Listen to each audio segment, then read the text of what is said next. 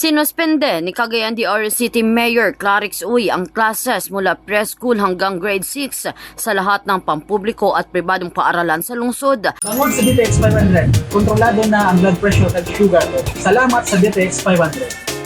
Batay sa anonsyong inilabas ng City Information Office, ipinaubayan na sa school heads ng mga secondary at colleges ang desisyon kung magpapatupad din sila ng suspensyon. Depende sa kanilang magiging pagsusuri sa sitwasyon. Ito ay matapos yanigin ng Intensity 3 ang Cagayan de Oro kahapon ng alas 7:40 ng umaga kasabay sa malakas ng magnitude 7 na lindol sa General Santos City. Maaari lamang umanong bumalik ang mga face-to-face classes kapag mayroon ng inilabas na official clearance na nagpapatunay na ligtas ng balikan at pasukin ang mga pasilidad ng mga paaralan. Para sa DTX 500 Morning Newscast, ito si K5 Sai Eliavera para sa Kampiyon na Balita, Serbisyo Publiko at Kasiyahan sa Cagayan de Oro. K5 News FM.